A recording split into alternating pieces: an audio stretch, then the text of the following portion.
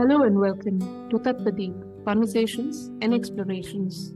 For our fourth episode on sociology, we sat down with Professor Rajni Palriwala. Professor Palriwala retired from the University of Delhi School of Economics as a professor of sociology, where she also served as head of the department and dean social sciences. She has taught at the University of Delhi and the University of Leiden, Paris.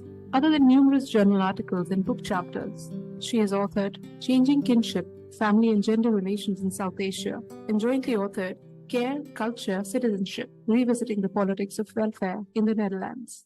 She's also jointly edited Marrying in South Asia, Shifting Concepts, Changing Practices in a Globalized World, Marriage, Migration and Gender, Shifting Circles of Support, Contextualizing Kinship and Gender Relations in South Asia and Sub-Saharan Africa, among others. We talked about her understanding of what sociology is, why look at social systems as concepts, about order and disorder, contradiction, comparison, construction of contrasts, and what value means to a sociologist.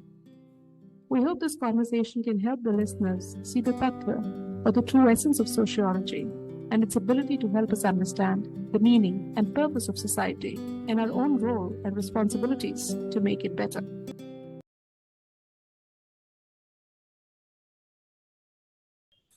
Hello, Professor Palriwal. Welcome to Tattva. Thank you. We're very, very happy to have you, Professor. And we've prepared a bunch of questions. And we'll start with the basics and just take it from there. So my first question to you is, what is sociology?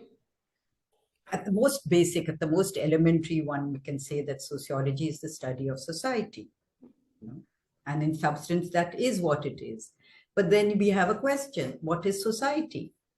Because we assume we know what society is, and that's not necessarily the case. What does society consist of? Is it something distinct from the economy, distinct from the polity, distinct from culture, or is it all of these things put together? Is it just social relations? And often one gets this question when people say, oh, economics studies the economy, political science studies polity, and cultural studies, which of course came much later, studies culture, history studies the past. So what does sociology study? Is it something over and above all these? And in a sense it is and it is not, because it encompasses all of these. Is sociology about complex societies, or is it about what are called primitive societies? Is it about the present? Is it about the past? Is it about pre-modern societies, modern societies? Is it a distinction of method? I remember that is one of the things which at one time I used to put forward to friends who would try and sort of say, oh, what is sociology? And I'd say, well, maybe it's a method, but maybe it's more than a method also. And so what I would say to all of these is that sociology cannot be clearly demarcated, society cannot be clearly demarcated from the economy, from polity, from culture. What is the present, even if we say we want to study the present, is certainly shaped by the past. There are no clear lines which may have been made with the colonial division between sociology and anthropology, but there are no clear lines really between simple and complex, between traditional and modern. So we have to do encompass all of these when we think of society and when we think of what sociology does when it studies society. Then it's also true that sociology has different national and academic traditions. So, for example, sociology in India is different from sociology in Europe, and is different from sociology in the US, etc. Maybe we can come to some of that later. Mm-hmm. But in India, certainly we draw on many disciplines. In some parts, it's more quantitative. In some parts, it's more qualitative.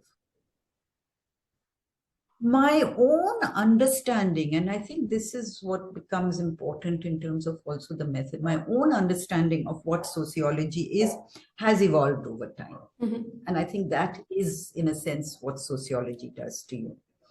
So initially when students come in and they sort of do their first course, they'll be told, okay, there are some basic units of society, there are core institutions of society, there are sort of systemic domains, and much of what I've said would be covering that, economy, polity, then family as a core basic institution. The mistake which happens then, I think, very often is that those units get almost naturalized, as though they're just there, and as though there are objects out there, there are artifacts out there, and you can just go in and you study them. Oh, we know what family is, it's right there. We know what economy is, it's right there.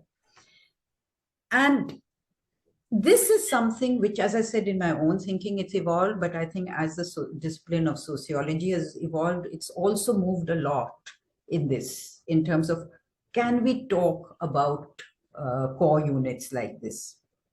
Mm-hmm.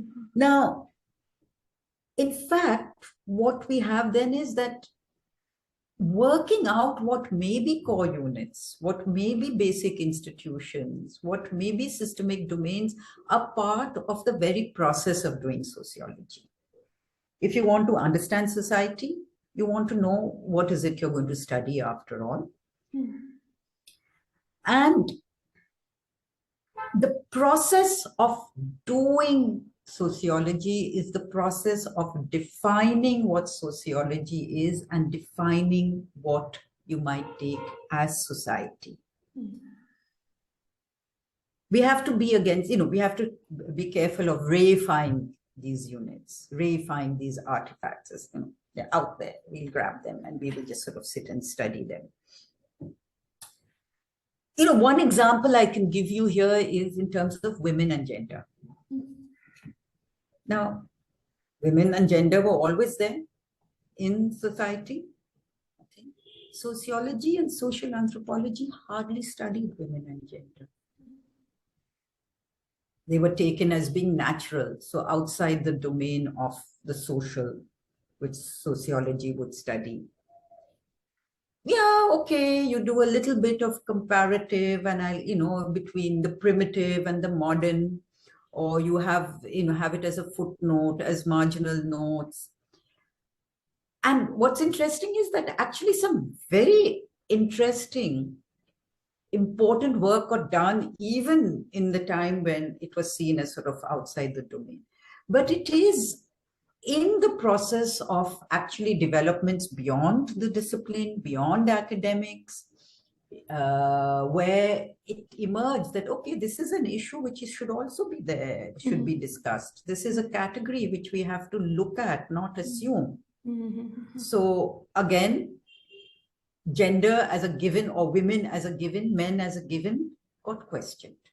And this is the constant process of doing sociology. One of the things, I can go on here, but I think unless you have a question immediately, because what I wanted to... Yeah, I'd rather have you continue.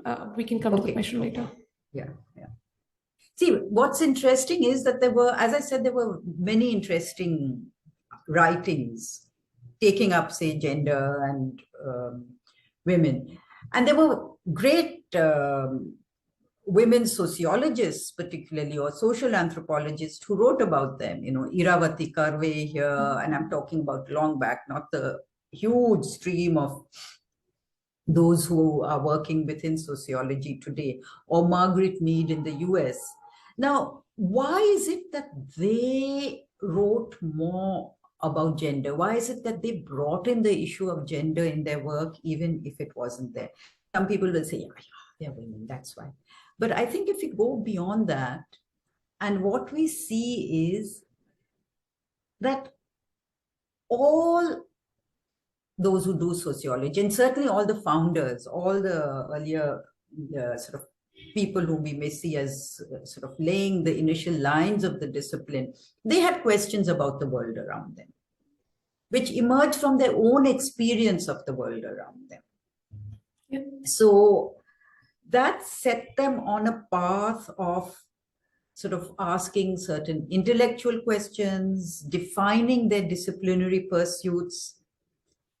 Now, most broadly, all of them had a few common questions, which you see sort of running through constantly. For example, how and why does society continue? Okay. Why doesn't it just collapse under the weight of all the apparent chaos? How are forms of social interaction formed? How is order maintained? Are these universal modes of maintaining order? Is society just sort of a universal thing? Then, of course, the question is, what is universal? So one of the things you will see is that in sociology, every term you put out, you then at some level need to question, and not enough of that is done now.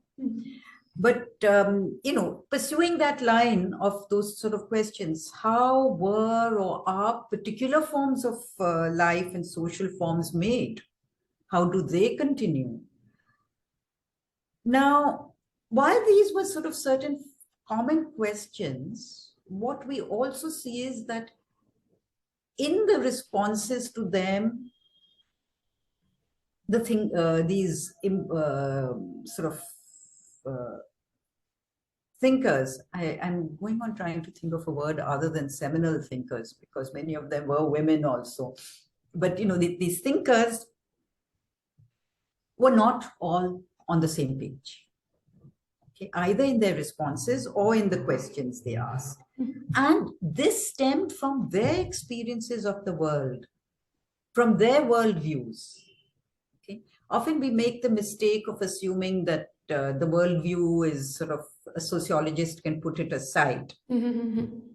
A sociologist can confront their worldviews, okay, but also can bring it in to further the discipline. But their life experiences, their worldviews went into reframing or even redefining the concepts, the methods, the themes that they would talk about. So, okay, order was one of the first themes. Order is most crucial if society is going to continue. But then the question comes, how does that order continue despite all the suffering in the world? Are we supposed to negate that suffering? Are we supposed to say, oh, that order is more important than that suffering? So, there was a division which took place maybe amongst thinkers. So Parsons, in a sense, one big name, American sociologist Alcott Parsons, negated it. Another big name, Karl Marx, said, that's what we have to understand. Why is it that what are the bases of these exploitations and these sufferings in society? Margaret Mead started asking, why is it, when she went off, that, before she asked even why, she said, oh, so gender relations are so different in these two societies. Or Iravati Karve didn't make it so explicit, but kept bringing out how gender was a theme going through it because of her life experiences. Or we think of Ambedkar, his initial work was on money or finance or something. His thesis was on an economics topic. But his own life experiences, particularly when he came back, brought him to look more and more at social concerns and particularly caste. And initially, he may have just wanted to understand how the caste system emerged, how it was working. And then it moved on to, okay, how can one get rid of the caste system? So again, there's a division over here we can see between sociologists who will say sociology is just about seeing and understanding, and others who, like Ambedkar or Marx, where Marx said, philosophers have only interpreted the world. We have to understand how it can be changed. Okay, so there is that sort of division also. So, from this, as you can see, what I'm also trying to suggest is that, if I think about myself, okay, I mentioned I'd done a first degree in physics and I debated what to do. And I was happy and unhappy about my own experiences as a woman. I had a bunch of questions around that. But I also had a bunch of questions around science, and that's what brought me into sociology. But as time continued, my questions about science actually receded, and my questions about women and gender and inequalities came forward. Of course, at one level, they actually come together. But again, that's another thing. But I also knew at that time, I wanted to know more about other cultures than my own. I wanted to know more about people whom I did not necessarily meet in everyday life. And sometimes, that is what's very important. I wanted to know more about democracy because as I finished my BSc, we went into the Indian emergency, which I just knew that's not acceptable. Not on how did it happen? Now, so all of these, as I said, were questions which I had. As time continued, I started defining sociology for myself, not defining sociology for myself, but defining an area within sociology. And again, that is what sociology becomes, the doing of sociology by a whole range of people coming from different questions, different experiences, different viewpoints, and asking questions maybe about how things can change, maybe not. On gender itself, I remember initially I came in thinking, yeah, women. Then I thought, okay, to understand women, I have to also look at men. I have to look at women and men. But then I went on and realized, okay, neither women nor men are given categories. So it's actually relations, gender relations, how they are made, how they are embedded in a wide range of other social relations. That's what one will work on. One could argue that, gender relations encompasses society. Society certainly encompasses gender relations, but nor is it, as I went on realizing, when I was first questioning the biological givenness of it, that nor can one throw out biology. One has to see how sociology, how society, how politics, how power, how economics uses biology or remakes biology, uses gender, remakes gender. So, essentially what I'm trying to say is it's always an ongoing process. And what I've come to more and more is that in studying society, what we need to be focusing on are social relations and relationality. And the social relations, I'm not meaning just in terms of interpersonal relations, but structural relations, intergroup, intragroup relations.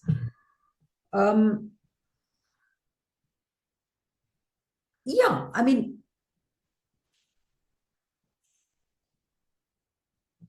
I think that's what it is. But in doing it, what you have to bring in there is that every category you look at in sociology, every category in society is made in relations, that social structures are also about relational comings together, comings apart, where there's solidarity, but there's also conflict and contradiction, where everything is not in harmony, and you can't understand society if you only look at harmony, but nor can you understand society if one forgets people's hopes and desires for harmony and love, etc. Sure. So I think I'm making it more and more of a maze and a muddle, maybe. Not at all. Not at all, Professor. Yeah. In fact, there is a lot that I have understood from what you're saying, and I'll also I have a few things to say. Let's see how this goes. But you brought up the subject of biology, and we have just finished a series on biology. And we've also done a series on maths and physics. And what I'm noticing is, what we are noticing is that all these subjects, and I might be wrong here because I'm an outside. I'm just observing certain things. That essentially, like say, math could essentially be about arrangement and organization. We spoke to biologists. They're saying biology is essentially about interaction. We're speaking to you. We've spoken to other sociologists as well. We're saying it is essentially about relationality, relationships. So I understand that, like, for one, what a subject is essentially about, and perhaps the direction that's defined then in what it pursues and how it pursues it.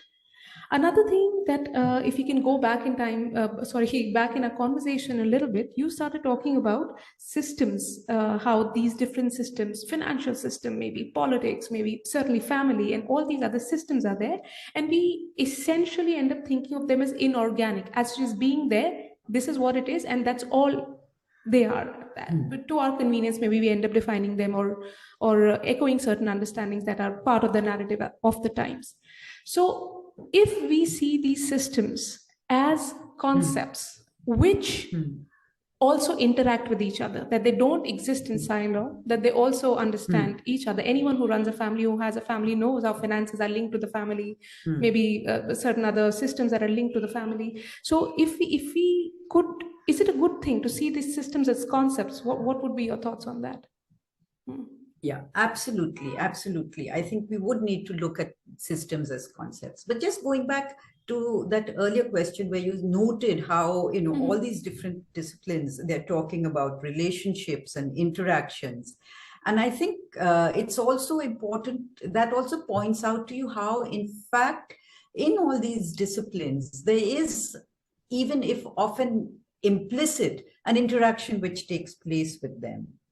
So, for example, when in physics, the idea of entropy came up, it was, and sort of this chaos and decay, it was also a time in the world where there were questions about chaos and decay. And then it came up in the natural world.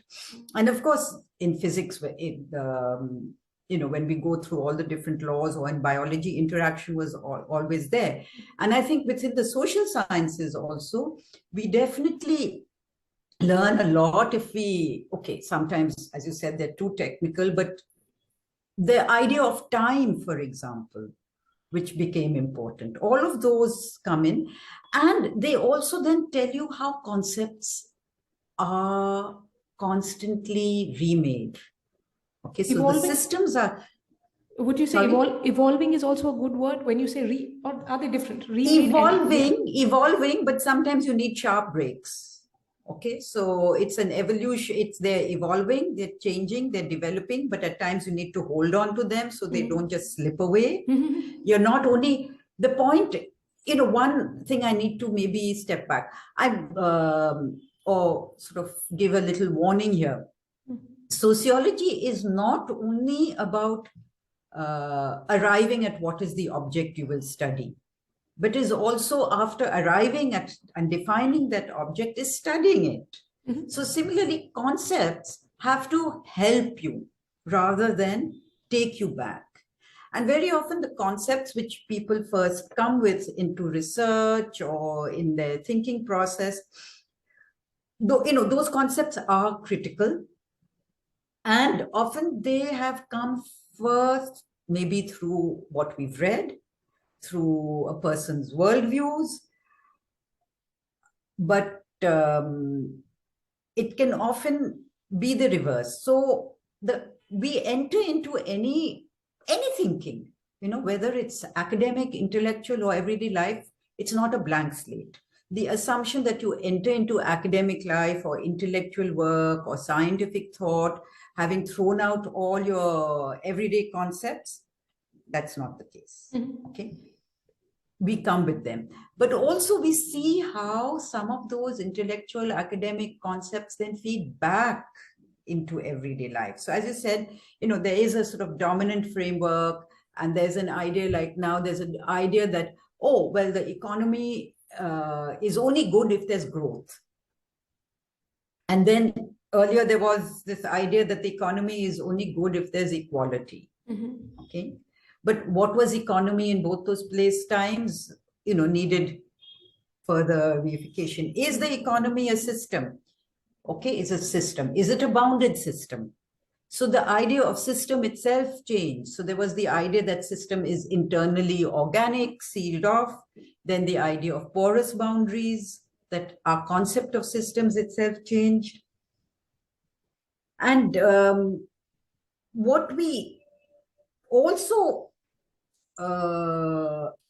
look at is, and as I said, they're evolving, but it's not just as a sort of simple line and it keeps evolving. It's, if you take Darwin's idea of evolution, there will be species which don't survive. So there will be concepts which don't survive. Mm-hmm. And there will be other concepts which may appear the same as something earlier, but in fact have changed completely. Mm-hmm. And it's in the context and in the way they're being used that we would have to look at it. But this often creates a lot of difficulties because people assume that there's a continuity.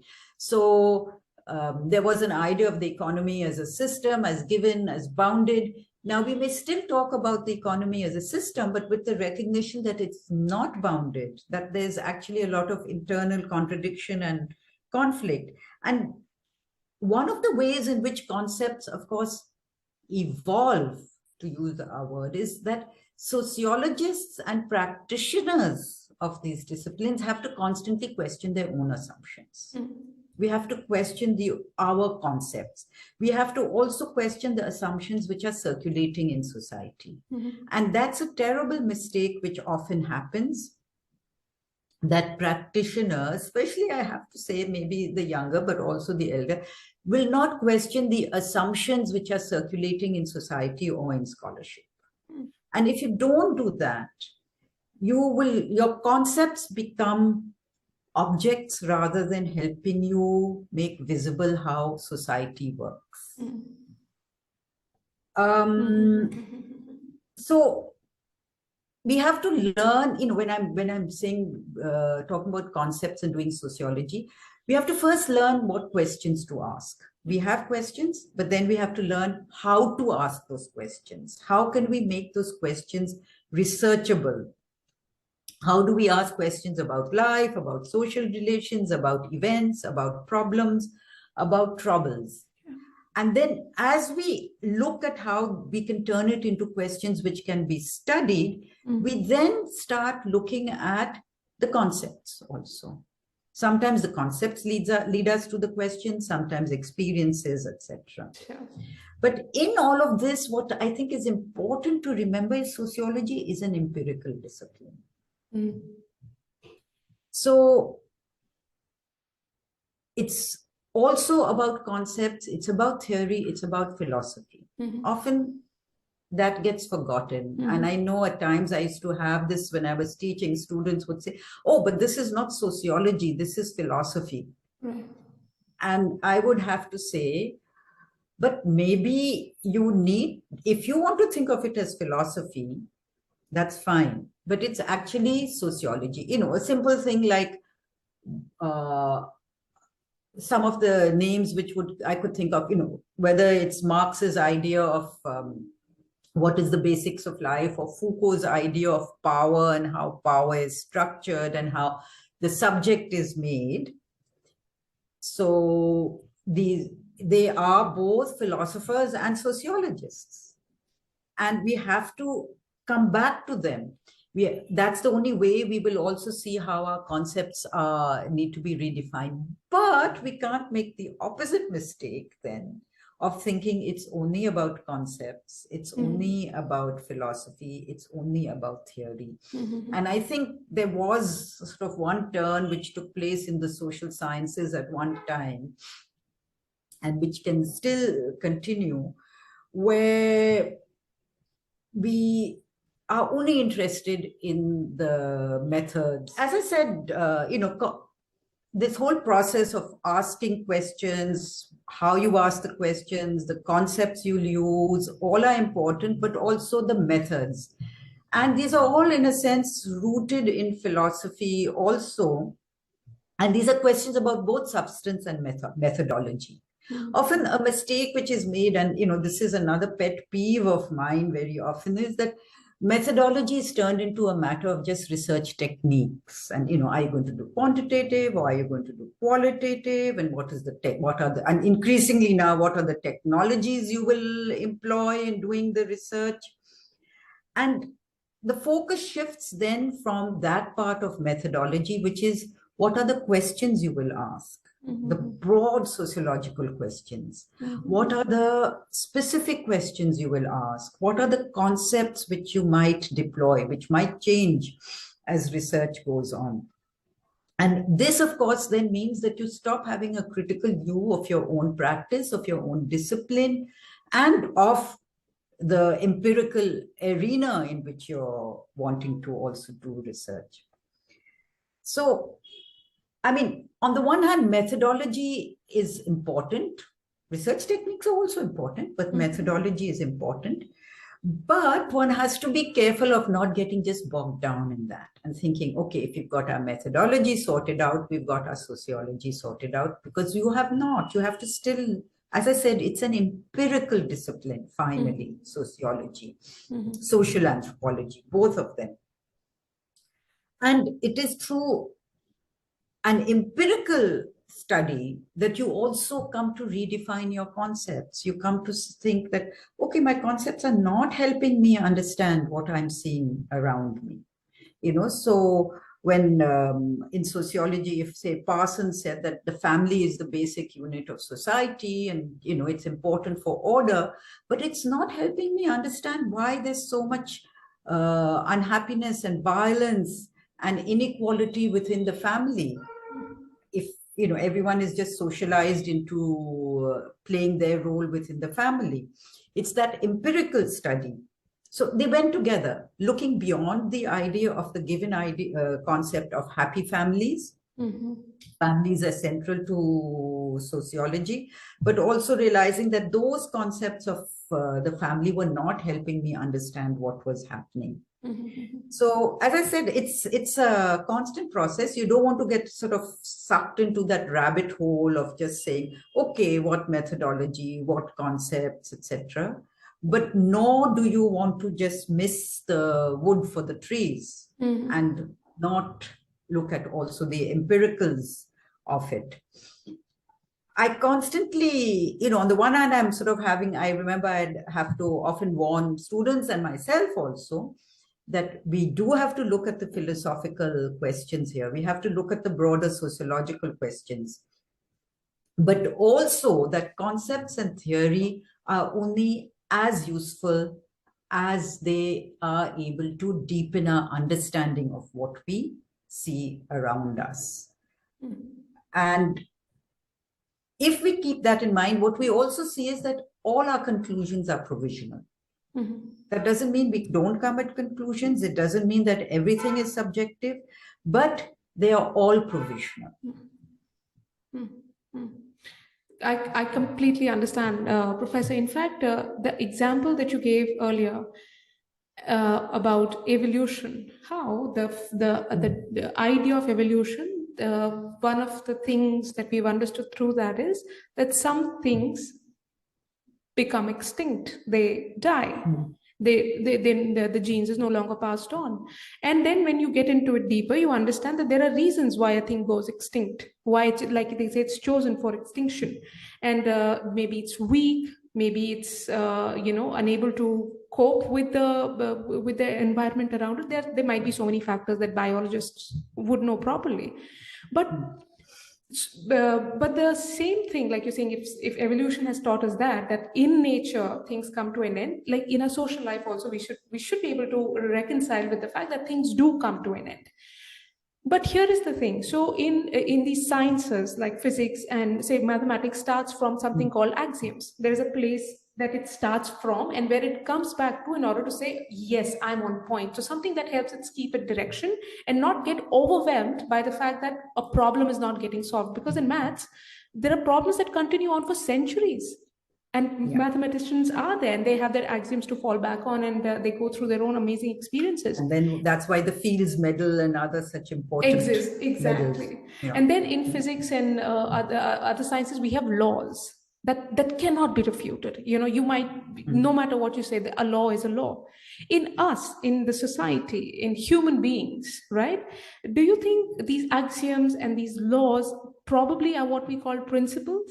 And it is the fact that we end up disagreeing or not being able to come to a conclusion or just give up the whole endeavor because it seems overwhelming, is because on an individual level, there are some principles which need not be like intimidating, but I don't know, that are there any principles that we find to be common? There are certain schools of spirituality, certain teachers like Manly P. Hall, who was a beautiful teacher. They do list out certain principles and laws, but generally speaking, would you say it's a matter of principles that because we don't have them or don't have the concept of our own principle defined very well, that we face problems in coming together? Okay, now you've taken me to a different sort of realm, but let me suggest this. You see, what principles are we talking about? Are we talking about moral principles? Are we talking about some universal principles of humanity? Yeah. We might say there are principles by which people try and live. But what sociology does is look at those principles, see how they may or may not work. They are not the principles of sociology. The principles of sociology, if they are, is in a sense to say, okay, every human being is made in social relations in society. All our ideas, all our thoughts, all our beliefs are made in society. What we have to understand then are, what are the principles by which people in this group or in that society live by, and how does it work? I'll give you an example over here of a sociologist, Emile Durkheim, one of whom we take as the founders of sociology. And maybe one of his most important works was called Elementary Forms of Religious Life. And what he argued in that was not that, basically what he argued was that religion is not something which is made outside of society. It's made in society. And that when people are studying, people are worshipping, what is it they're worshipping? Do sociologists and, for believers in a higher being, Durkheim's sort of argument could have been very difficult, because what he was suggesting is that higher being is actually just society, which people have made for themselves. Because in order for society to continue, society has to be given a different a status over and above all the individuals who make it. And that religion is not, it's not, you don't understand religion if you try and understand it in terms theologically, in terms of the God. You understand religion if you try and understand, if you realize, okay, for him, religion consisted of two broad areas: beliefs and rituals. And rituals were beliefs being put into practice and being made real in front of people. And in the process, what he said was, going back to what he called sort of primitive religion, what was being put forward in the rituals, in those religions, were people coming together to, in a sense, relive their solidarity, their commonality. There was those collective rituals were important for a collective consciousness and a collective life. Okay, so sociology could study that. But the danger will be is that then if you say, okay, any question which questions these principles is out of bars, then your sociology will falter. So, there's been a lot of debate, is there anything universal? And one can, there's a divide which has taken place. So I may believe, and I do, that there are certain universal human values which today we must strive for: equality, fraternity, and particularly equality and, doing unto others as you would have them do to you, for example.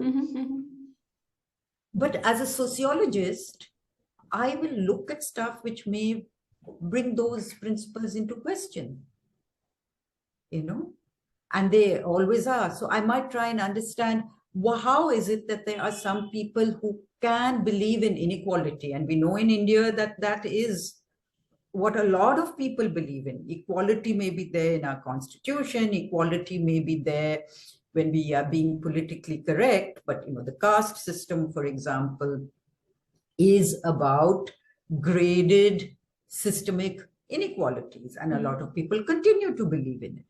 So I have to understand that. I have to understand how people can live by that. And I have to understand them, that not by just condemning them, but trying to understand how it could go on. Okay. So the sociologist will, and especially those who are thinking about, we don't want to just understand, we want to also change, they will also have principles. Again, another mistake will be when we go from certain universal principles to try and take certain specific principles and say, these must be universal for all. Okay, that can be a mistake, because we then can end up sort of demeaning certain ways of life, which we may have the right to, if we feel that, okay, if your way of life is based on being cruel and to people, and being cruel to women, or being not, if I take equality as a principle, then I would say, okay, if these are being against that, my critique will not just be a critique of understanding, but can become a criticism. Yeah. So I think that becomes important. What we also see then is that at the same time, principles and certain rituals can bring people together. And certain principles and rituals can take them apart. So rituals are not just religious rituals. There are a lot of the other sort of rituals of collective life. And but rituals can just become ritualistic. Right. So that issue is also there. I understand. And earlier you were also talking about order and disorder, and one being more desirable than the other, right? In biology, we spoke to one evolutionary biologist in a biology series. We spoke to one evolutionary biologist, Mr. Arvid Ogren, and he talked about conflict and cooperation. Now, again, we are in a realm where words take on a life of their own, and they might mean one thing for you, one thing for me, but if we bring our understanding together, the understanding of the concept itself grows. I completely agree with that. But here, if for a minute we had to say conflict is disorder or chaos and cooperation is order, then what he told me about cooperation and conflict, that at the genetic level this exists. At the genetic level this exists, and then there are something called cheaters which try to hack the system and try to take over. So, but in the end, what is usually seen is that cooperation through a method biology calls enforcement, and he gets into detail explaining what that is, that there is a methodology in place to ensure that cooperation trumps conflict. So genetically, cooperation is embedded in our DNA. It's an interesting way to look at it, very reassuring also in some sense. Yeah. So firstly, one correction. I did not say that order is more desirable than disorder. Oh, okay. What I suggested was that many of the first sociologists saw their questions as stemming from order, and then justified, as I said, Parsons in a sense would justify, and that was what he was critiqued for, existing ways of being, because they help to maintain order. Right. But the critique which came from other sociologists was on two counts. One, that if that order leads to suffering, it's not acceptable. Okay. But secondly, I mean, there was the whole conflict school or the Marxist school, where they pointed out that conflict is endemic. Marx went one step further, where he said it's not just that conflict is endemic. Every society there are contradictions in every society.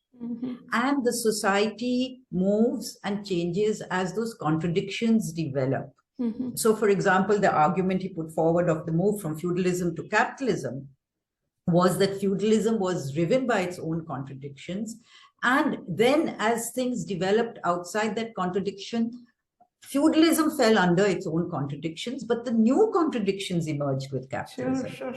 No society is possible without these conflicts. Now, if there's that was then the question which came, that if there is all this conflict and if there is all these contradictions which are structural, which are not just between say two people or two groups, they're structural. How does society continue? How is order maintained?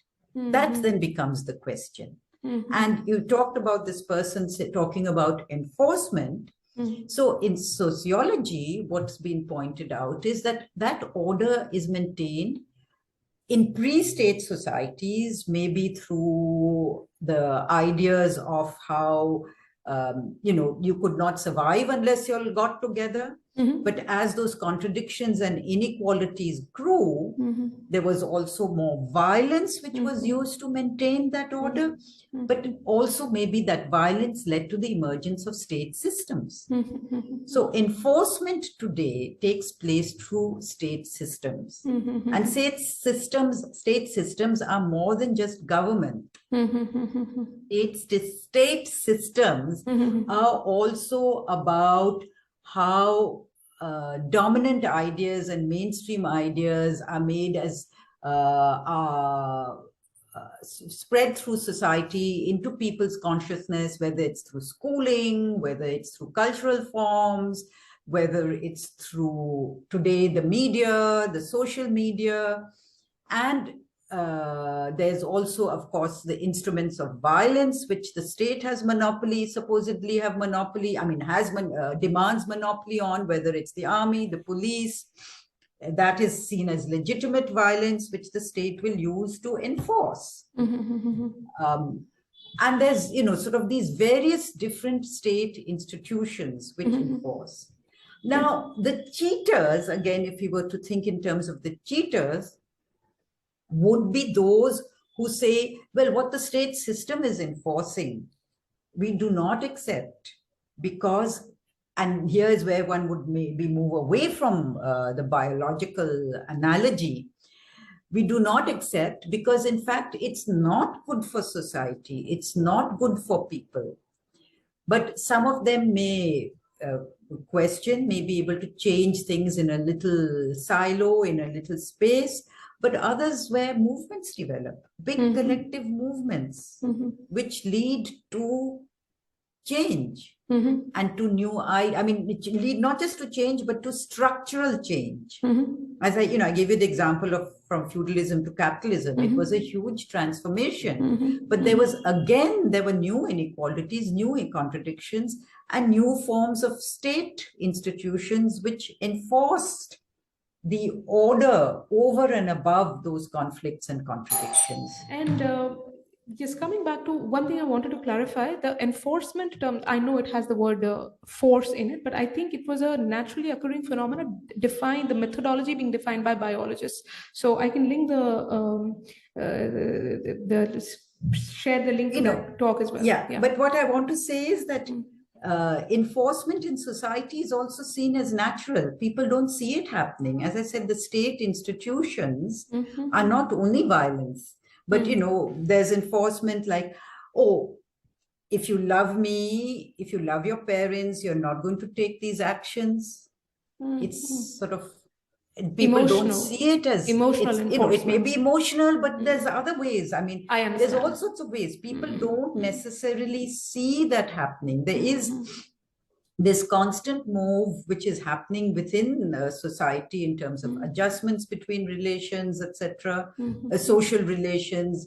There is sort of feedback mechanisms within society, feedback mechanisms between our actions, our thoughts, and our relationships. So there is the enforcement, which we only see the enforcement even in the social, and maybe we, as I said, this biological analogy can't be carried right through, but here I think it is important to also recognize that actually people don't see that enforcement. For example, today, if they see the enforcement, they see it's correct, this is what should be done. How can you criticize, how can you talk about how there's caste violence in India? You are demeaning our nation. So it's seen as natural that you should not raise questions, for example, and not raising questions is also a mode of natural enforcement as well as explicit enforcement. So a lot of what happens is through cultural processes. The culture, what we believe are correct cultural ideas, it's through religion, what we think are the correct morals. So we don't even see it as enforcement.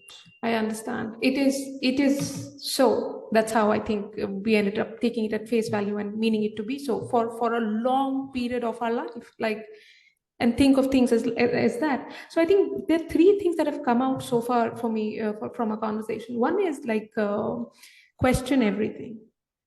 Question everything. Another is don't throw the baby away with the bathwater. And the third thing, it seems, is everything has contradictions embedded in it. Would that be right? Yeah, roughly, yeah. That would be, yeah. The thing is that, as I said, when I say question everything, I also want to be wary of then what I'd said earlier, that this idea that, then everything is subjective and you can never arrive at any conclusion. So as I said, we always have to have provisional conclusions. And that's, in a sense, what you could say is, not throwing the baby out with the bath water. But the reason why I say question everything is that one of the things which are most difficult for us to do is question our own assumptions and our own actions. And if you're going to be a sort of someone who's really trying to understand society, you must do that. Right. And that's one reason why very often we also ask students, all of us, go and study somewhere else. Okay. But the problem with that was you still went with your assumptions to study somewhere else, but you still asked more questions about that place than you would have asked about your own place, because everything seems so natural here. Absolutely. And they say that if you go to a different place, you end up knowing about your place or yourself a little better, hopefully. Absolutely. Absolutely. And the third element which you put into terms of these three, what was that? Contradictions. Everything is embedded. With contradictions. Yeah, contradictions. If, so everything, if there were no contradictions, things would be stagnant and die. When we think of a river flowing, there are currents, and the currents are flowing because it's not just all flowing in one way. Maybe the banks are pulling them this way, there's stones which come in. And as soon as you have a pond where there are no currents, there's no sort of conflict within there, you get stagnation. Yeah. And it's so amazing, Professor, how different disciplines are actually completely and totally interlinked. And we just need to figure out in ways. But I think that's a first step to take, that things are interlinked. Like we spoke to a mathematician, Indian mathematician, Dr. Ashna Sen, and she spoke about in the education system. One of my questions was, what do you think is, there are many things that are right, but what are the things that are wrong in our system? She said that this complete demarcation of subjects, as if there is no leakage from one to the other. Like she's a mathematician, and she spoke about how math is a part of architecture, of construction, of, you know, all the things that might not even come to our mind, how it is in terms of patterns, in terms of stacking up an organization. So this is fascinating. And you're talking about, we were talking about contradictions. So there is a book, it's called The Kybalion. Okay, and it talks about some 7 laws that govern everything in the world. And one of the principles in that is that of polarity. And it does not see contradictions in terms of opposites, but it says like heat and cold is basically the same thing, except one is the presence of one thing is more than the presence of the other. Like a hot object is more hot than it is cold. So I mean, it explains it very beautifully, and these things flowing through everything. So for my... It's a principle in dialectics which you have of the unity of opposites. Okay. So it's different from what you're saying, but the point is that you can't just have one and not the other. One and not the other. That's why I question everything, right? No, it's not just question everything. Yeah. There it is that you, I mean, in terms of, as I said, if it's social relations, there always have to be 2 sides to the social relation, whether they're contradictory, harmonious, whatever. Right. So in that sense also, so the unity of contradictions are about the unity of opposites, but so is harmony. Right. Very interesting, Professor. Thank you. So for a lot of my questions, I derived it from the talk you gave at the Malayalam University in Kerala, South India, and I'll share a link to that conversation, that talk as well. You were talking about how sociology is done. That was one of the things you touched on. And what you said was, many sociologists and philosophers have argued that comparison and the construction of contrasts are intrinsic to sociological analysis. Levi-Strauss said comparison is intrinsic to the very possibility of life and thought. So I thought if we can unpack a couple of things here. So I have 3 questions, and we can go through them one by one. I'll list all the 3, and if you want me to repeat them later, I can do that.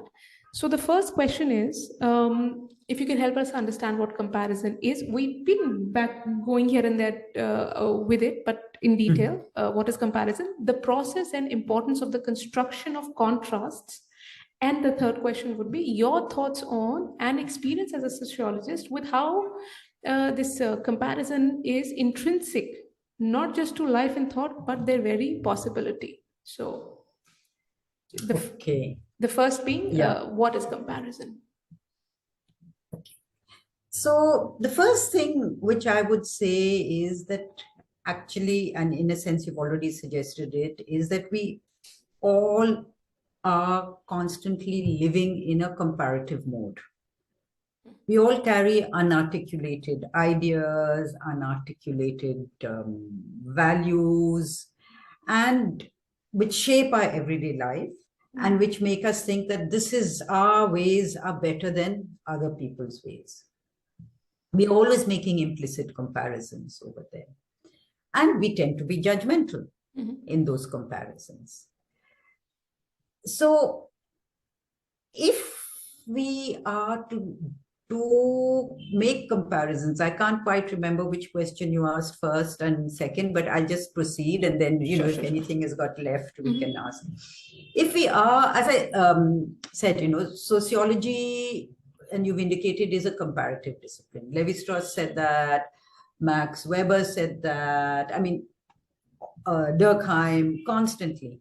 And it's a tenet which is, again, often forgotten in the way in which sociology is practiced today, certainly in the Indian context, but also elsewhere.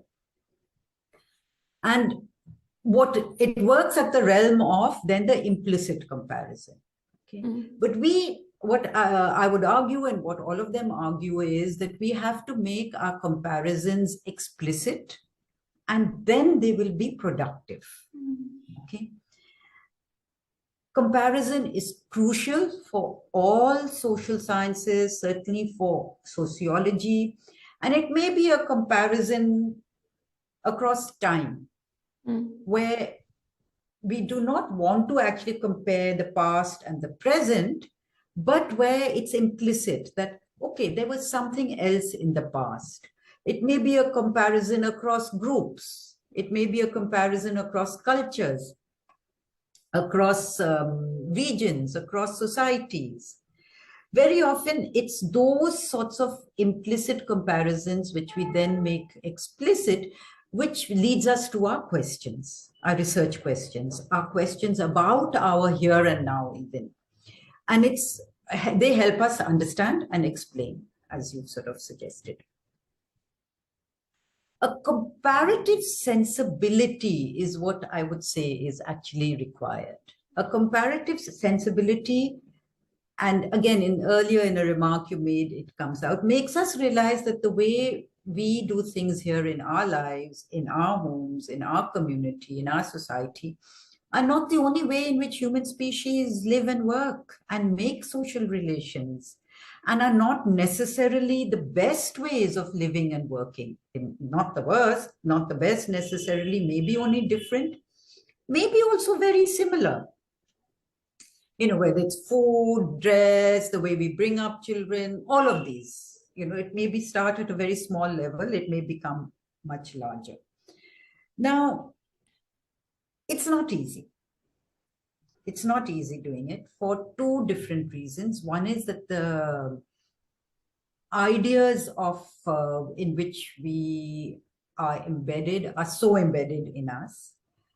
And the other is that if we start off with wanting to understand our lives, our processes, then everything else can seem a diversion. Okay, so they're different. Let them be different. I want to understand mine. So understanding that I will understand this and that better if I look at both of them is not something which immediately comes to us. But there's another problem which then also comes up. Because on the one hand, you know, there's the opposite danger. As I said, sociology is an empirical discipline. Okay. So we want to understand this empirical reality. In our lives, we live according to our empirical reality. We're not at every moment when we live thinking, okay, what's the philosophical premise behind this? Many of us may do, but many don't. So we find that all of this comparison and this sort of the language which might leads us to comparison is sort of just unnecessary theorizing. It doesn't help us understand. So how do we then do a comparison which helps us understand? Now, another mistake which is often made when we talk about comparison is assuming that comparison is only looking for differences. Exactly. No. Yeah. It's always about similarities and differences.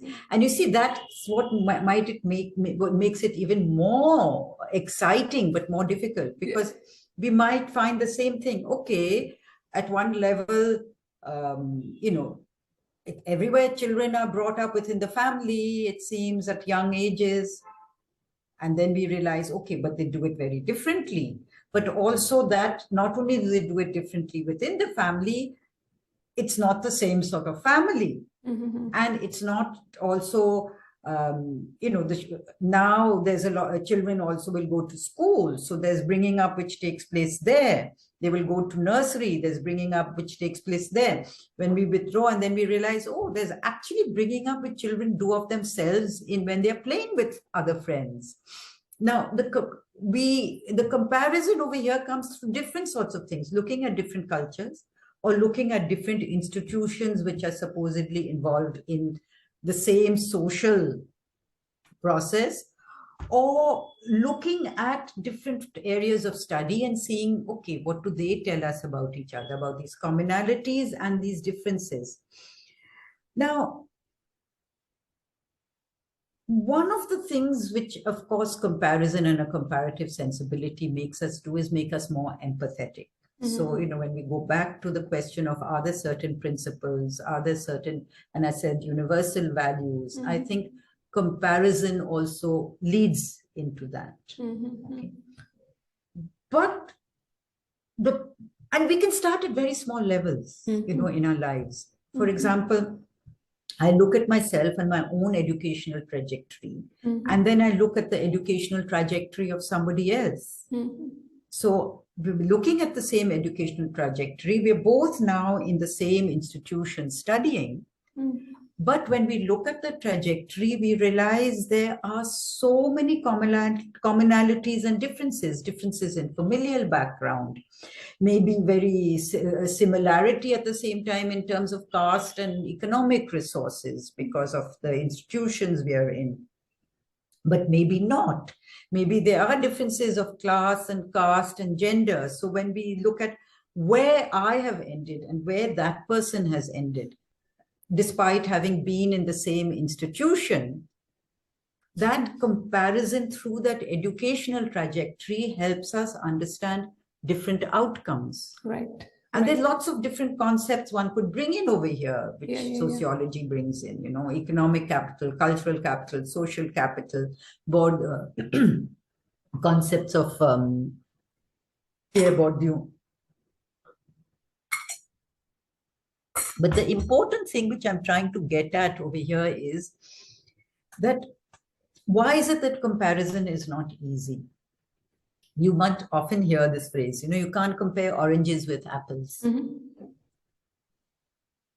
Okay, you can't, but you might still say, okay, just because I picked up oranges and oranges, is that enough? Or if I do want to compare oranges and apples, are there steps I can take to make sure that I am not, oh, yes, so one of the things people may say is that, India, you can't compare India's development trajectory with that of, say, Europe, because they started 200 years ago. And, it's like comparing oranges and apples. And one might say, yes, but let's step back and see if there are certain things which were done which are similar or different. They didn't experience colonialism, we did. Yes, so you bring that in. That this is something which makes for the difference in that trajectory and in that comparison as central to the way we all live, even if we don't realize it. Comparison is a critical mode, a methodology in doing sociology, which unfortunately often gets forgotten. But also when it is taken on, it's often the necessary thought and precautions into doing it don't come up. Yeah, okay. Before I come to my own thing, I think there's one or two more things I want to say about the apples and oranges thing, because it relates to this also. One of the things which one often finds when one looks at family studies in India, for example, is people take ancient texts and they take the contemporary and they say, oh, everyone lived in joint extended families and now they don't, so things have disintegrated. Now, what is the mistake which is being made there? People will not say it's a comparative, but in fact it's a comparative, but where you're taking what is in a text with what is practiced and saying the text was the practice and the practice today is against the text. Now, a sociologist, in fact, my doctoral supervisor, A.M. Shah, pointed out that those texts were not about what is, what could be, about what ought to be. Yeah. Ideal. So, the comparison one has to make over there is between what ought to be according to the text and what is thought today as what ought to be. And you may still not get an exact thing of the full elaboration there, but that gives you a certain idea of how things may have changed in terms of values rather than in terms of practice. And then you realize that, in fact, in terms of practice, the extended and joint family is remains important in its own ways. Or if I mean, one could elaborate on that in various ways. The text becomes important to study the contemporary, but you have to make sure you're looking at like and like. So the text orange with the values orange of today. Yeah. The text apple may not be available. It's not, I mean, the practice of that time may not be available. So you can't make that comparison. Sure. But what this is also telling you is that in making these comparisons, you are looking at commonalities and differences, but context becomes very important. Okay, especially if you're going to move beyond societies. Sorry. Okay, it's noises elsewhere. That's okay. Context becomes very important if you're going to understand these commonalities and differences. Because if you just take family and family without seeing, okay, the family in contemporary Europe is in a very different context in terms of the full development of capitalism, the nature of the state system, the social welfare system. The family in India today is very different, a much larger rural population, but lower levels, more higher rates of inequality. Those contexts become important in terms of trying to understand these apparently two oranges, the two family here and the family there. So one of the ways this often comes up, and I was going to come to my own thing, is in terms of gender relations. So do we just compare simply gender relations, say, in contemporary India, as against gender relations in the past, or gender relations in contemporary India and in contemporary Europe? But of course, that depends on which class you're looking at. It depends on which region you're looking at. It depends on which community. It depends on which aspect of gender relations you're looking at. So I had, as I said, I was coming to my own thing. I had studied, a lot of my work has been around gender relations, women's work, women, work and family, kinship, family, etc., all of that. And then at one point, I went on to study single parents in the Netherlands. And I won't go into the process of how one arrived at the Netherlands and arrived at single parents. But in studying them, what I was, of course, looking at again was gender relations, was motherhood, which I had looked at in the Indian context. However, I soon realized, I didn't just realize, I never imagined, and I did not do it, a direct comparison was not possible. A lot of the questions I'd get in the Netherlands is that, what will you learn from here that you will take back there, assuming that, they were this advanced society from which one was going to learn, etc. And certainly things were different. Things were in many ways much better for women there than here, but in many ways not so. But what I learned in terms of the comparison, in terms of studying each one separately, was in terms of questions to ask, in terms of how I have to bring contexts in terms of methods. To start with, the only commonality between these two was that I wanted to understand certain ideas, the structure, agency, and everyday life of women. In the Netherlands, who were considered, who were in terms of numbers, a marginalized group, but where in their self-perception, we completely accept them. They have full place in society. So questioning those perceptions. In India, I had been looking at rural women of different castes. Again, sort of outside the mainstream idea of development and what is good, etc. And there I was doing that. I still cannot say that in terms, I can make any direct comparison between the two, but I definitely constantly learn Yeah. in looking at one from what I've looked at in the other. Yeah. So, more recently looking at 3 generations of women in Delhi. And within that, then looking at not single mothers, but unmarried women. Again, I learned certain things about how certain values persist and don't when I look at each other. So the comparison and the comparative sensibility has to come first. And that will come if one is recognizing that we constantly live with it. And then we have to, as I said earlier in sociology, demarcate.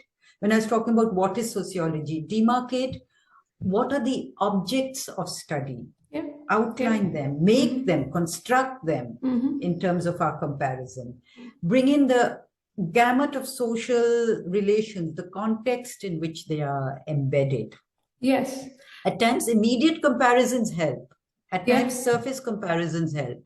But we have to be careful of not ending up at those surface comparisons. Right. Have I answered all your questions? I can't remember, or gone on too long in any case. There is a third part to it, but tell me. I'll come to that. There is something that I just wanted to share with you and talk to you. So yes, like if someone's probably listening, they will say, yeah, well, sociologists can talk about comparative method, a strategy in such a way because they have data available, so they can, but I have experienced it in my own personal life, like from my husband especially, who shares these approaches that you have shared with me, and he's not a practicing sociologist. All he has done is he's observed. So that need for observation that existed, that ability to observe existed and was honed over time. And then he came to an understanding of different cultures, different how neighbors between two families from on the same street, maybe sharing the same religion, same food, there are differences there also. So there is sense of similarity, there's a sense of difference, and the development of empathy then towards it. It seemed like a natural outcome in his case also. And I saw in my own case not very articulated ideas.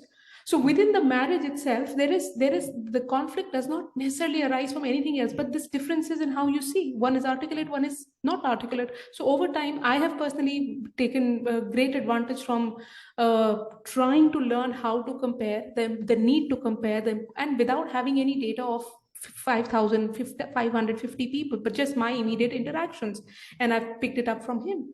And yeah, that's something I wanted to share. And another thing that I grew up learning, and maybe this was probably a cause of it, it's always fun to know, but this fact of how we look at comparison. I was told by people, don't compare. So there is, and you're listening it from people who are older to you, and you are little, and you're listening, and it is being don't compare means should not compare, like the sound, so language, and then the sound that precedes the words that you choose. And then sometimes people say, oh, I never compare, and then there is this unspoken pride in it. And as an individual, you want to have some parameters to work around with. So one parameter becomes don't compare. Another becomes, oh, I would also like to be proud because it seems to sustain people. So I will also say I don't compare. So these things just unconsciously get built up into your personality. And like you were saying, unarticulated ideas, and you're an unformed person. And I've seen this, like when somebody with unarticulated ideas comes in touch with somebody who's very clear about what they're saying, either there is a misunderstanding or there is outright confusion, which can become violent or not violent, or lead to some kind of, it could lead to clarity, it could lead to, depending on your attitudes as individuals. But yeah, this has been my experience with this bit of comparison as well. Yeah. Yeah. Can I respond to what you've said? Yes, please.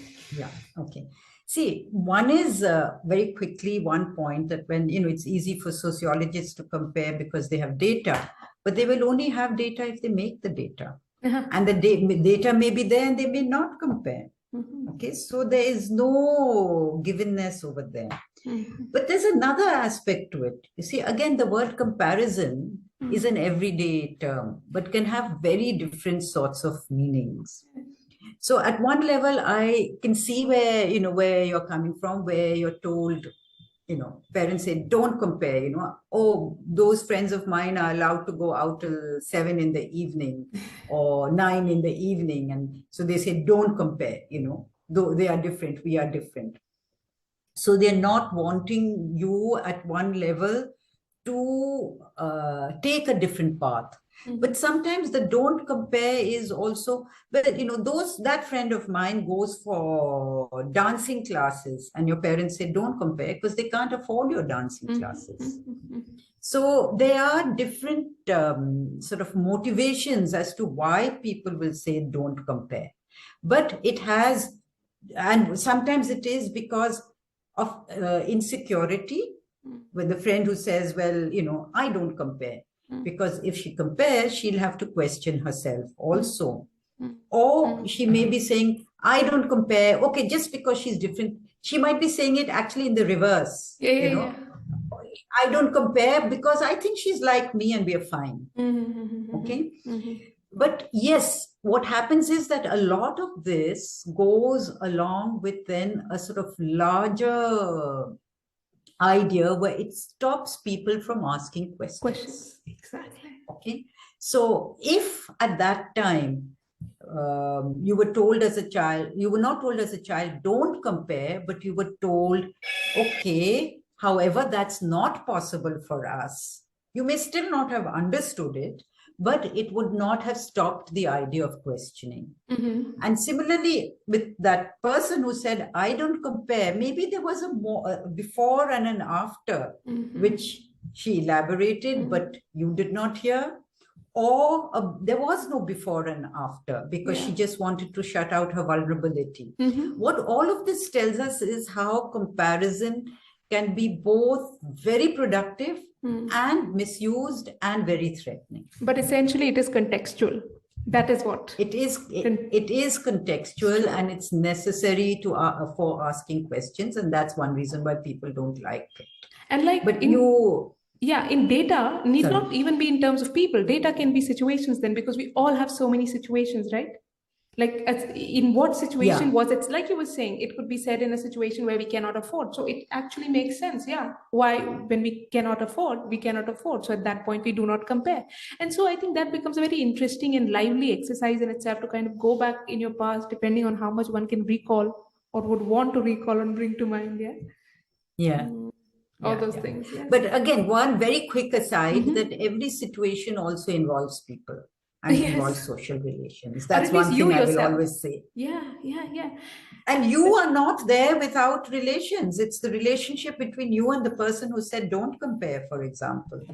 So, wow, this is a question I will come to later, but just to drop it here, you were in the same talk, you talked about what anthropology is doing. It's the study of the other, and sociology is the study of the self, or it was probably a quote by someone else, and I maybe we can come to it later. But the third bit in the quote that I had shared, Mr. Levi-Strauss, he said, Claude Levi-Strauss, comparison is intrinsic to the very possibility of life and thought.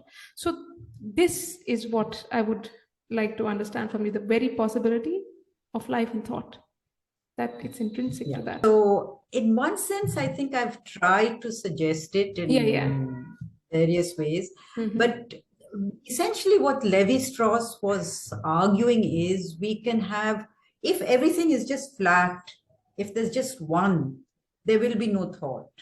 So, when I talked of dialectics as the unity of opposites, for Levi-Strauss, structure was also always about bringing opposites together. You don't know black is black unless you see another color. Reconciliation. In some societies, not just reconciliation, you see black and you see some other color and you say, that's not black. Okay, so this is, and you give this.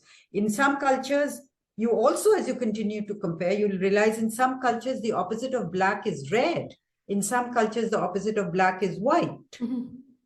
So, but the point is, you don't recognize what is black unless there's something different from it. So,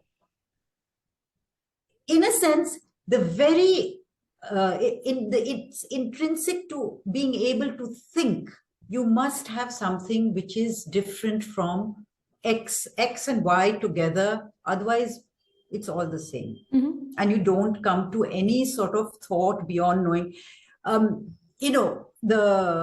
Another way to talk about, there is this saying that the fish don't talk about water. If they only know water, they won't think about it. They will be living it. So, but they won't think about it. But when the fish jumps out of the water or is pulled out of the water, then the fish may start thinking about water. But then what also you realize is that actually the fish can only live in the water because there's air in the water also. Okay, the fish is breathing, taking water in and getting air and getting it out. So when Levi-Strauss is saying that comparison is intrinsic, what he's saying is that it's not just that that what comes prior to comparison, that they have to be differences, but differences which can come together. That is what makes thought. And for him, the idea of structure was rested on this also. The structure of thought. Right. Beautiful. And the talk continues, and you talk about working out the commonalities and differences. And you say that one of the most important steps is to know that what we compare is comparable. Right. I think I'd let you elaborate on what you mean by that. And if you can also put it in context. I don't think I've been able to string a good story here, but that quote. Yeah. But I think that I've already talked about, which is that, the apples and oranges question. Okay. Right. That you have to see that you're talking about it. But at some times, what might appear as incomparable become comparable depending on how you bring in context, how you bring in social relations. So then what you end up comparing are not apples and oranges, but maybe apple trees and orange trees. So you take the whole structure of the tree and then the different fruits which come in there. So as I gave the example of looking at families in two different contexts, which may look very much the same, but when you bring in the whole context, you realize they are similar, but not similar. They are different. Right. Or when I said, looking at marginalized women in two different contexts, you realize actually that comparison becomes very difficult, right? Other than what may be questions through concepts. So this context, now, if we can just elaborate on this a little bit, it certainly seems to be connected to time, to geography, the location, and time can, in means of passage of time, in terms of cultural narrative of a place. And so when you say, like, to put things simply, if we come back to apples and oranges, so when we're looking at them, one yields apple, it tastes different, it looks different. One yields orange, it tastes different, yields different. The tree itself is also, they look different. But essentially the context is in terms of the form, the function, and the purpose of a thing, where they come. No, the context will be something more than that. And over here, one may have to sort of leave the analogy of the orange and the apple aside. Part of the comparison, even without going into context between apple and orange, may be, okay, the nature of the leaves, the tree, etc. But what we then get into further is what sort of climate can different fruits grow in? What sort of soil will different fruits grow in? What sort of cultivation, horticultural process is required? But as I said, one has to leave the analogy in apples and oranges aside, because of course society is much more complex. Complex than that, so, for example, if one compares, working class families in India with middle class families in the Netherlands, you can only do it if you bring in the context of class relations, of inequalities, the nature of inequalities in these two different societies, if you bring in the context of the different sorts of cultural practices and themes which go in there, you bring in the context of a well-developed social welfare system and a non-existent social welfare system, which has very different outcomes then in terms of how significant the family is for survival, for economic survival. So the family in one place then becomes more a question of belongingness, emotions, and also definitely inheritance and heritage. And in another, it is absolutely critical for even basic survival. Now you get that through bringing in that larger context of social structures, economic structures, political structures, cultural values, cultural principles. Now, to what extent you will do it will depend on what you are comparing. And especially when you look at gender relations, you have to bring in everything. Yes. Yes. So often that is a mistake which is made. When we talk about context, remember you talked about conflict and contradictions. The context is also about the conflict and contradictions within which in that society or culture or place or group, this thing you're looking at as against over here. So, you know, you may want to compare marital relations in two different contexts. Now, one of the comparisons which is sometimes made is, oh, yeah, in India, it's arranged marriage, and in Europe, it is all love marriage. So you might start off with that and with the whole context, and then you go on to realize that, well, in India, it may be arranged marriage, which is class bound and caste bound and community bound. And in the Euro-American world, it may be love marriage, but it tends to be, like here, marriage between likes, usually, you know, same class backgrounds, not all, but a lot of them.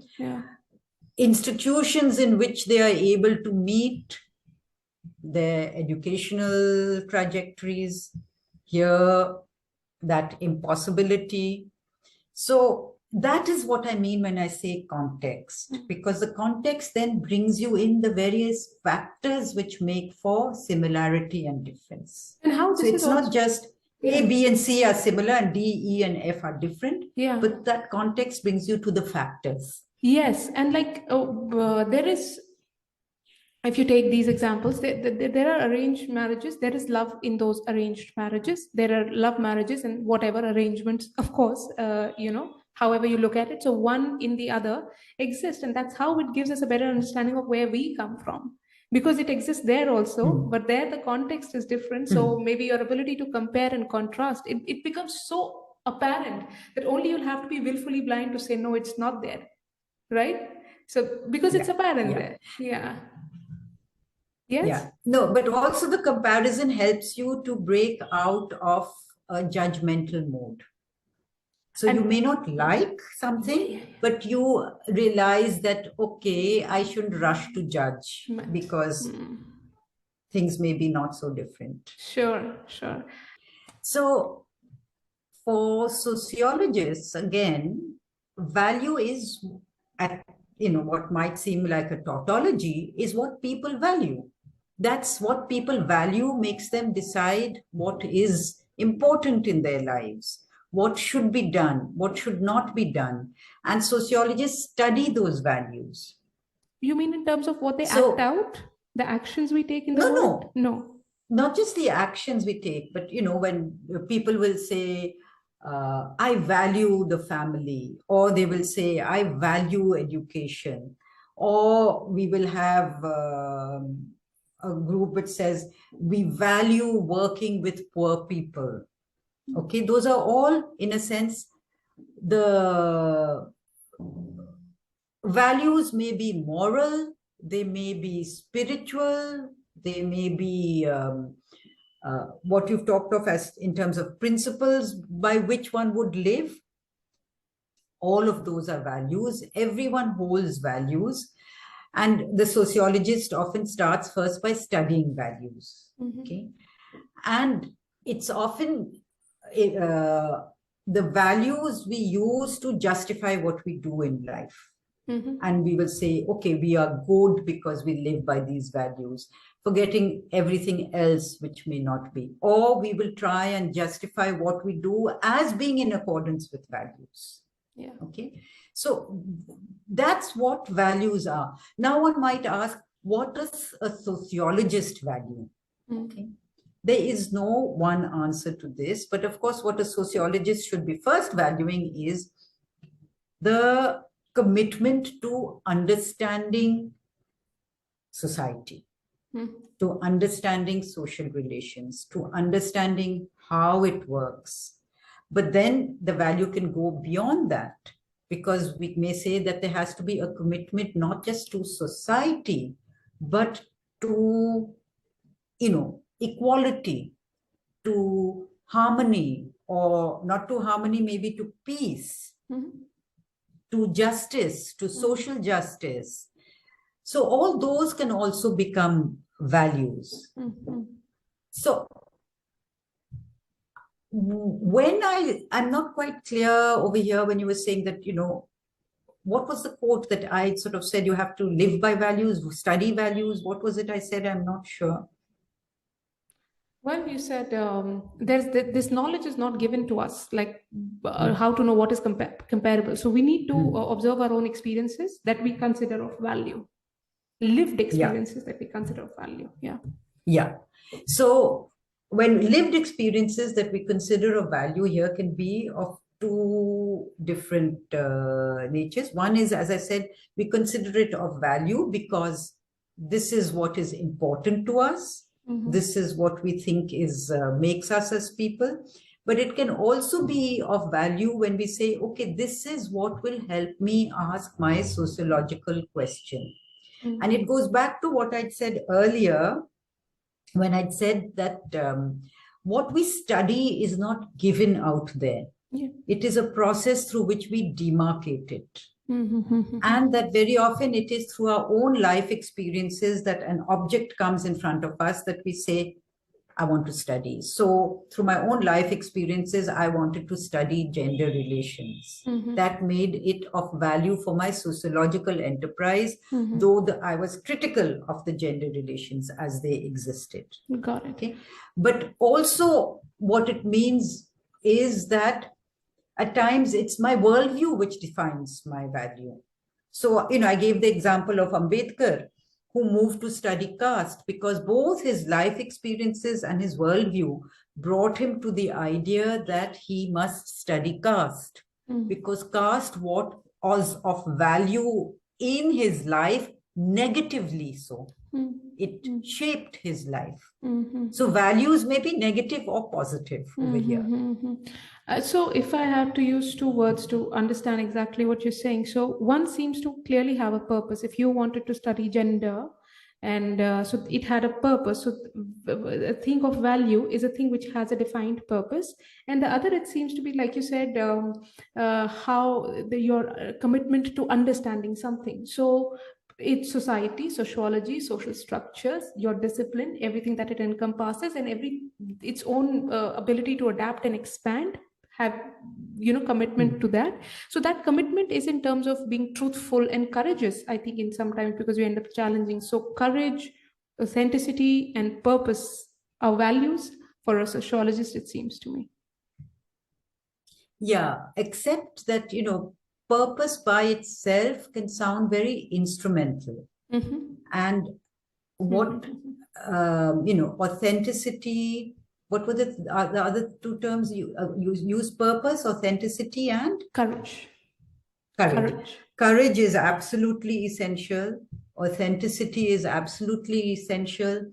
And with purpose, if we subtract the idea of instrumentality to it and we take it as, in a sense, something which is significant, which is important in the way, important in your life or in society, then you will want to study it. Then it can become your purpose also. I think with that, we can conclude this first part I think so. of our conversation. And for the second part, I will send you some questions. Thank you, Professor. This was really interesting, and I had a very interesting time, and I have derived a lot of things of value from it. So thank you very much of value from it. Thank you, thank you. And there is a danger in the term interesting. A Chinese curse is may you live in interesting times. But we can say that actually it's only interesting times which make us think. Yeah, and thinking is fun and interesting. Yeah. So, okay, Professor. So thank you, Disha. Thank you. And you've, of course, you did what we teachers and not least sociological teachers love to do, which is just get the chance to talk uninterruptedly. And you gave me that. Thank you. My conversation with Professor Palriwala helped me understand that there are many ways to understand a subject, right from the methodologies or technologies it employs, to its preferred research format, to the kind of questions it seeks to ask and answer. That while a subject might come into being to understand the natural or social environment, it too develops a life of its own in terms of its direction, its goal, its meaning and purpose, fashioned by the very environment it started out to decode, and also by the experts who attempt to understand the causes and effects of its underlying patterns. And that change should not be adored or despised in isolation, but studied in relation to the world at large. It will be wonderful to know your thoughts on the conversation, and if it inspired your worldview in any way. Thanks for being here. I will see you soon with another interesting mind, demystifying another interesting subject. Until then, take care.